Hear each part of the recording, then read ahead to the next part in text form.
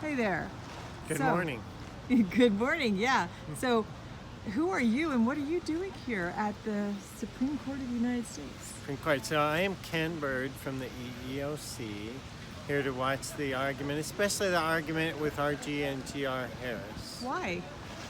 So I've been involved with the case at the trial level, which the case began in Detroit, which is where Aimee Stephens was fired when she told her employer that she was out on leave, and she told the employer she was going to come back as a female. So she already was working for this employer and she was going to transition to being female during her employment?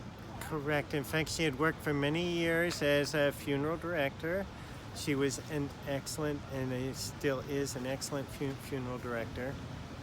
Okay, so what happened that this case came to the EEOC and how did it get here to the Supreme Court? So after Aimee, the employer fired Aimee, and then she came to the EEOC, filed a charge with us, alleging that she was discriminated against. The EEOC agreed with her. We filed suit against Harris. We actually lost the suit in the district court and won in the circuit court, the Court of Appeals. And then the funeral home has appealed to the Supreme Court. So what happened in the Court of Appeals? The Court of Appeals ruled that Title VII covers individuals, transgender individuals, so that the employer may not discriminate in the Sixth Circuit's opinion on the basis of transitioning or transgender status. And is the word transgender or transitioning in the statute at all? It is not. And so Title VII says that an employer may not discriminate based on sex. So the word sex is in the statute, but I would challenge you to tell me what it means to discriminate based upon transgender status without referring to sex.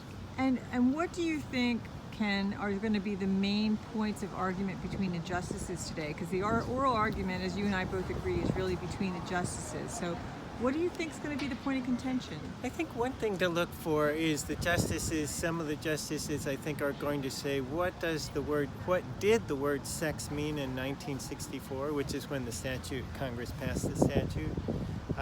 By the way, Congress is right behind you, on the other side of the street. So they passed the statute in 64, put the word sex in there. So I think some of the justices are going to say, well, what did the word sex mean in 1964? And some are going to conclude that it did not mean transgender status. Some other justices, I think, are going to say, what does the word mean today? I mean, maybe we shouldn't be looking at what it meant in 1964. So it could be back down to what is written in the statute textually as opposed to what is the statutory interpretation. It could come down to that battle. I believe that's possible, Okay, yes. okay. Is there anything that you expect advocates to make an argument today that is something we should look for? One thing maybe to look for is whether the statute. So there was an earlier case. I'm going to go in a little more detail here on PricewaterhouseCoopers, which dealt with sex stereotyping. And there may be some discussion of that here today, which would be very interesting to look for. Okay. Well, thank you, Ken. That's really helpful. We appreciate it. Thank you.